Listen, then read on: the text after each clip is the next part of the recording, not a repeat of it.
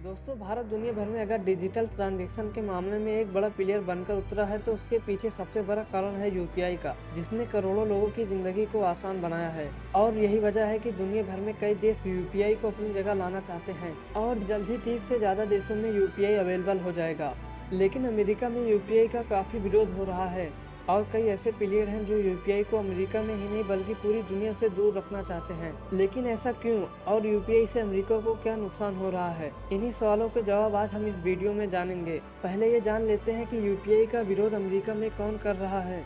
America के आम लोग या गूगल जैसी टेक्नोलॉजी कंपनी यूपीआई का विरोध नहीं कर रही हैं, बल्कि वीजा, मास्टरकार्ड और अमेरिका एक्सप्रेस जैसी कंपनी यूपीआई का विरोध कर रही है। जब भारत में यूपीआई लॉन्च हुआ था तब इन कंपनियों ने सरकार से ये शिकायत की थी कि यूपीआई के कारण उनका बिजनेस बर्बाद हो रहा है। तो क्या है इनका बिजनेस? दरअसल ये तीनों कंपनियां डेबिट कार्ड या क्रेडिट कार्ड बेचती हैं और जब भी इनके कार्ड से कोई ट्रांजैक्शन होती है ये उस ट्रांजैक्शन से 1 से 3% हिस्सा अपने पास रख लेते हैं, जिसे ये लोग एमडीआर या मर्जेंट डिस्काउंट रेट कहते हैं। और इसी में से कुछ हिस्सा बैंक को देने के बाद इनकी कमाई होती है। इसके उलट यूपीआई को देखा जाए तो उसमें कोई पैसा नहीं काटा जाता और 0% एमडीआर के साथ आपके द्वारा ट्रांसफर किया गया पैसा पूरा रिसीवर तक पहुंचता है। अब आप लोग कहेंगे कि यूपीआई फ्री है तो वहीं एक तरफ बैंक को नुकसान नहीं हो रहा है, क्योंकि उन्हें भी तो एमडीआर का कुछ हिस्सा मिलता था। जी हाँ, बैंक को नुकसान हो रहा है, लेकिन इस नुकसान को चुकाने के लिए भारत सरकार ने 1300 करोड़ रुपए दिए थे ताकि यूपीआई फ्री रह सके। अब कुछ लोग कहेंगे कि क्या 1300 करोड़ का नुकसान सरकार को झेलना ठीक है?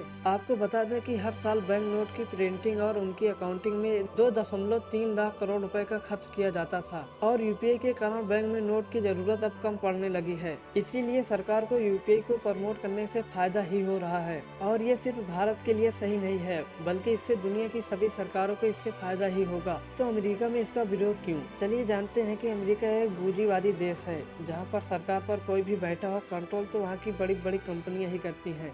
वीजा और मास्टर कार्ड पूरी दुनिया में फैले हुए हैं और उनके फील्ड में यूपीआई से पहले कोई भी कंपटीशन नहीं था। अब इस कंपटीशन के आने से ये लोग बौखला गए हैं। यूपीआई सिर्फ एक फ्री ऑप्शन नहीं है बल्कि सुपीरियर ऑप्शन भी है, क्योंकि कार्ड पेमेंट के साथ ये परेशानी है कि ट्रांजैक्शन कार्ड मशीन के द्वारा करनी पड़ती है। साथ ही कार्ड पेमेंट से आप किसी रजिस्टर्ड दुकान को ही पेमेंट कर सकते हैं, जबकि यूपीआई ने इस प्रोसेसर में इस तरह की डेमोक्रेसी ला दी है कि आप सब्जी वाले से लेकर अपने दोस्तों तक आसानी से पैसा ट्रांसफर कर सकते हैं। अब आप ये सोचेंगे कि क्या सचमुच ऐसा पॉसिबल है कि अमेरिका, जिसे टेक कैपिटल बुलाया जाता है, वहाँ पर सचमुच यूपीआई जैसा कोई सिस्टम पहले से नहीं था? अमेरिका में लोग फिडनो या जिल जैसे प्लेटफॉर्म का यूज करते हैं और ये दावा किया जाता है कि ये यूपीआई जैसा ही है, लेकिन ऐसा नहीं है। फिडनो को इस्तेमाल करने के लिए आपको अपने बैंक के वेबसाइट पर लॉगिन करना पड़ता है, जहाँ पर आप फिर दूसरे इंसान के बैंक टैक्स भरते हैं, तब जाकर ट्रांजैक्शन होती है। जिल के साथ तो ये परेशानी भी है कि उसमें कुछ रजिस्टर्ड मर्चेंट को ही पेमेंट कर सकते हैं, इसीलिए इन दोनों को यूपीआई जैसा कहना ठीक नहीं होगा। और साथ ही साथ ये पूरा फ्री भी नहीं है। और यूपीआई के साथ फायदा ये भी है कि आप पेटीएम, गूगल पे, फोन पे और बाकी सभी तरह के एप्सों में पेमेंट प्लेटफॉर्म की तरह अवेलेबल मिलता है।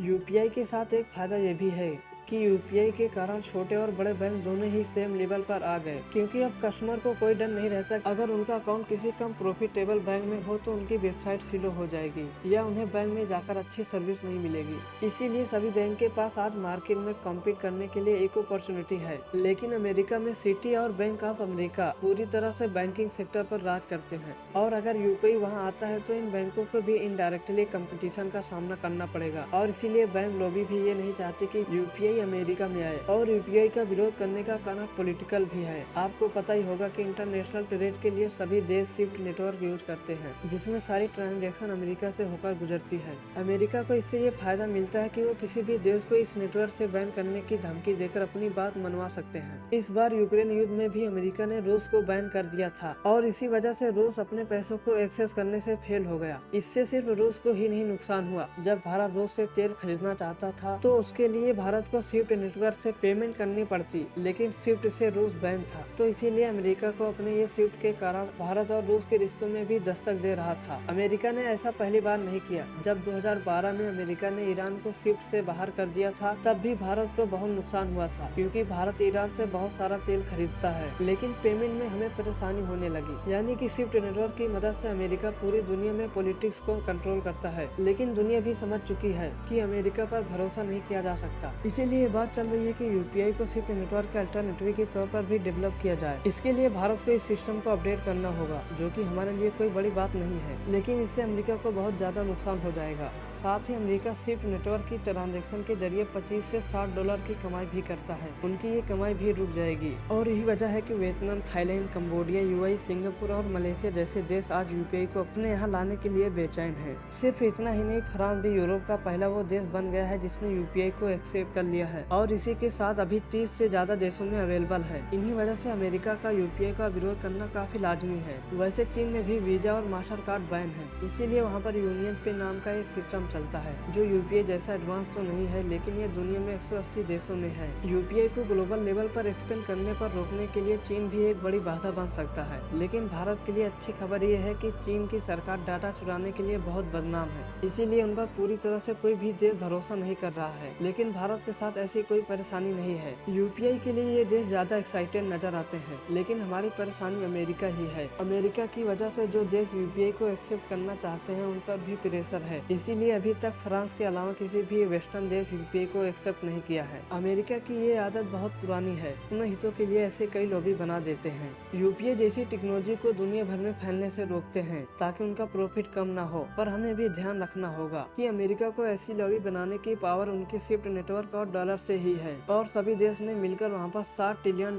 का बड़ा फंड अमेरिका के अंदर रखा हुआ है ताकि स्विफ्ट ट्रांजैक्शन में कोई प्रॉब्लम न आए और इसी फंड को अमेरिका अपनी इकोनॉमी को बूस्ट करने के लिए इस्तेमाल करता है। जब स्विफ्ट की जगह यूपीआई आ जाएगा तो ये पैसा अमेरिका से काफी हद तक छीन जाएगा और भारत आ जाएगा, तो यूपीआई भारत और दुनिया भर के लिए बहुत फायदेमंद है। इसीलिए वहाँ की सरकार और कंपनियां इसका विरोध कर रही हैं। आपको क्या लगता है जिस वजह से यूपीआई इंटरनेशनल मार्केट में ग्रो कर रहा है, अगले 10 सालों में अमेरिकन सिस्टम को पूरी तरह से रिप्लेस कर पाएंगे? अपनी राय कमेंट में जरूर बताना। आपको इस वीडियो से काफी कुछ सीखने को मिला होगा। अगर आपको आज की वीडियो पसंद आई तो वीडियो को लाइक कर देना और चैनल को सब्सक्राइब। मिलते हैं अगली वीडियो में।